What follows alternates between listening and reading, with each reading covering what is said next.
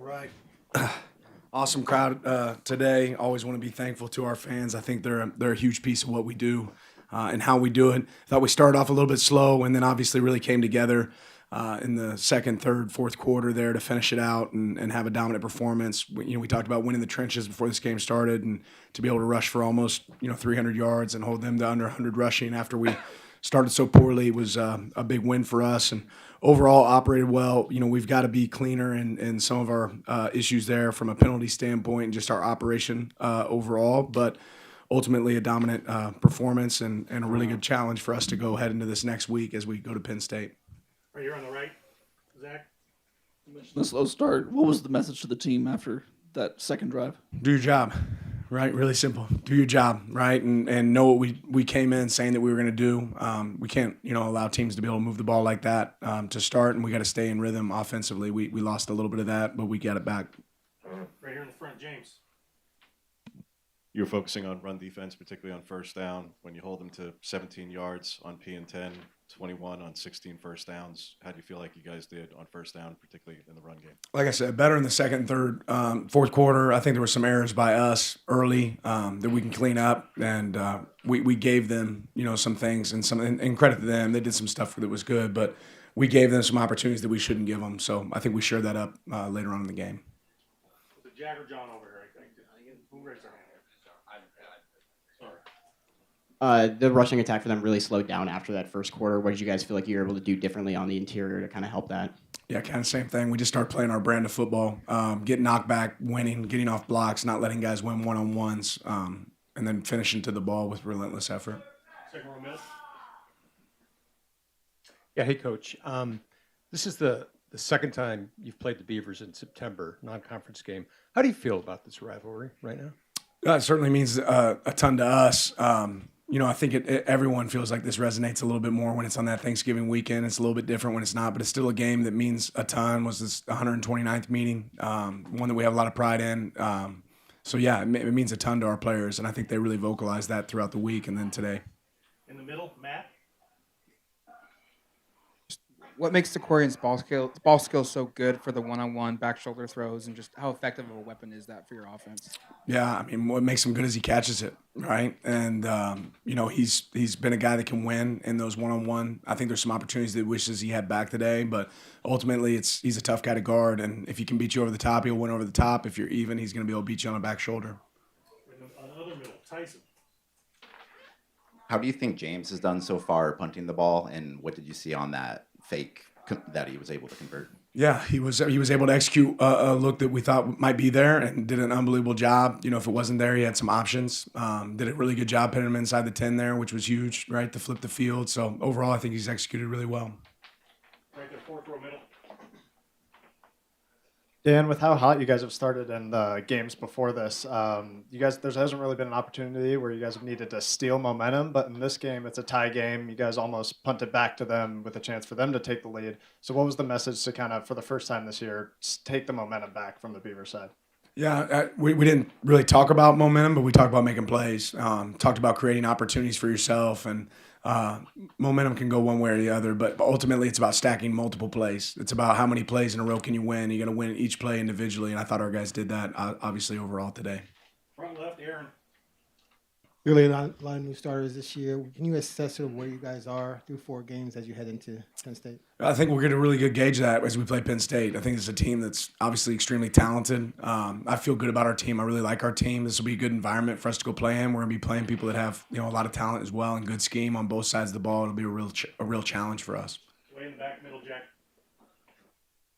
Coach, towards the end of the first half, that 2-minute drive from Dante Moore, how important is what he's been able to do in those 2-minute drills heading into half, and what did you like from the offensive line to give him those pockets during that 2-minute drill? Yeah, I think Dante's done what we've seen him do a lot this year is take what's there. There's some moments that they had good coverage down the field, and he was able to win with his legs.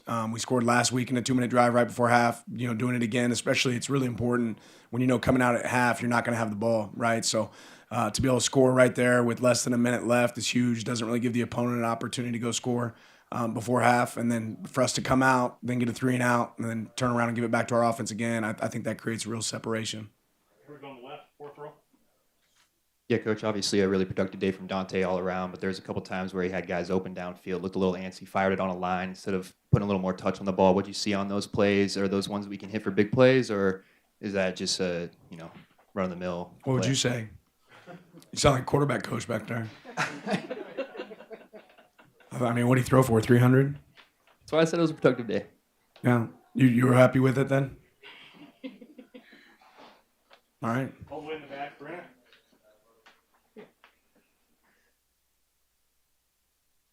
This whole season, you guys have traditionally kind of pulled Dante in that fourth quarter, and you could have done that this game. So why did you decide to keep him in? We just made the decision, hey, if it's more than 5 minutes, we're going to get one more drive with our offense. If it's less than, we're going to, do something different. And we wanted to try to create one more clean drive. We weren't clean the drive before. We wanted to finish with a clean drive. Right next for Olivia. How long are you and the team going to enjoy this win before flipping the switch to Penn State? Is it right now? Is it tomorrow morning? Yeah, switch is already flipped. Right here on the right, fourth row. Jeremiah McClellan's made a lot of noise with his blocking, but he gets his first touchdown today. Like how do you reward blocking like that when you give him targets? Yeah, I mean, that's just unbelievable job by J-Mac, and he's going to get a lot more opportunities, right? That's the first touchdown of many for him and Otson. And on our team, he's done a guy, you never know where the ball's going to go at wide out. Every pass play has multiple people it can go to, and he took advantage of it when it was thrown his direction today and did a really good job. Smack dab in the middle, second row.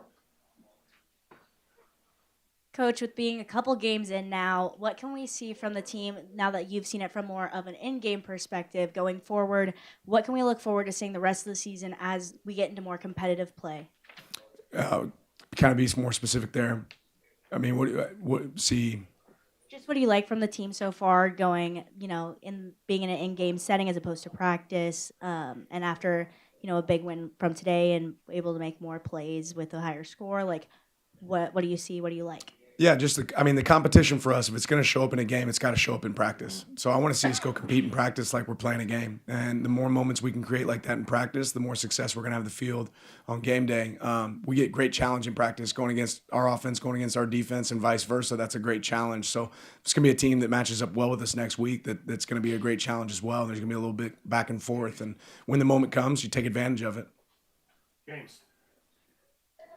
Did you get a sense going into this one, Dan, that this meant a little something to Dante? TV reference that he told them about how he performed there 2 years ago while at UCLA, that didn't really sit well with him. Well, I think every game means a little bit to him, but I certainly think that this game is one that resonated since his time there at UCLA, and it wasn't his performance that he felt like was his best, and he went out there and operated really well today. Right here on the front right, Zach. Their QB was averaging about 300 yards per game through the year. Before this, you guys held him to 28% passing. I mean, what did you guys do on the defensive side of the ball that really held him in check? Ultimately, besides the busted coverage, we matched patterns really well, and we were able to condense a pocket. And I think that he didn't have a ton of time back there. There weren't necessarily a ton of pass rush opportunities. They ran the ball a little bit, but when you have bodies on bodies, it's hard to throw. And when you're playing some zone coverage, it's a little bit easier to make some completions. We didn't play a ton of that today. Here on the right, Jack.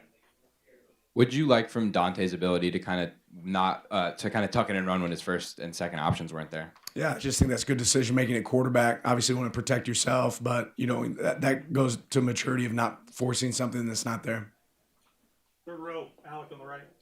Yeah, just elaborating further on the pass defense. I think quarterbacks are only completing 51% of passes against you guys so far this year. What have you just liked about how ineffective and inefficient you've been able to make quarterbacks so far this year? Well, strength in numbers for one. We've been able to play a lot of guys and then play at a high level. I think that's a big piece of it. But ultimately, when rushing coverage works together, it allows us to have success. Back middle, Jack. Last week you talked about you were frustrated that you guys didn't play the complete game. Today you talked about how you were frustrated with the sort of a slower start. With a game like Penn State next week, how do you make sure that you guys put together a four full quarters together? Yeah, it's hard in football, right? And it doesn't always go like that. So you got to go out there and prepare and practice like you want it to look in a game. And there's going to be some highs and lows. There's going to be some ups and downs. It started off a little bit slower today, but it finished the way it's supposed to. But ultimately, you might not get those layups or those freebies, later on in the season. So we got to start fast. That's important for us in the future. Here in the middle, Matt. You make of just Bryce's overall impact and the fingerprints maybe of the defensive play he had for you guys?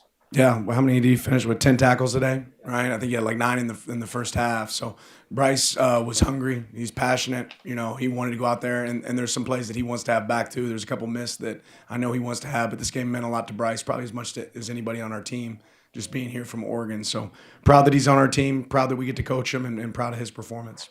Back right team. Coach, congrats on the win. Mentally and emotionally, having a rivalry game before Penn State, one of the biggest games on the year on the calendar, how does that prepare your team and you mentally, not only to perform on this game, but next week to make a statement nationally? Yeah, one game at a time. We had to focus on this game this week. I know they have a bye this week, so they were able to focus on us, but our focus was on Oregon State. But that's why we got to be able to flip the switch quick and move on and get ready for Penn State. We got 2 more right here, James, then right behind James.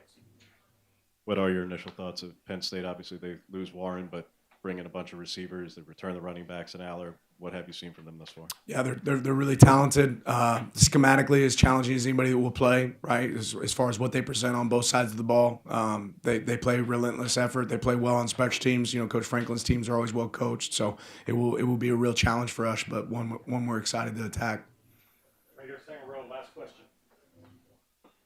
Wanted to ask about Alex Harkey on the exterior of the offensive line. He's just been really bullying people throughout this season. I mean, he's been top graded every single week. Can you speak to kind of his influence as a leader in the offensive line and in the trenches? I think more than anything, Alex has the mindset of what you want as an offensive lineman, right? He wants to get the dirty work. He doesn't mind being in there in the trenches. He's the kind of guy you want to go down an alley with, right? Alex has those traits, and it shows up on the field for us. Thank you, Coach. Appreciate your time. Thank you. Appreciate you guys.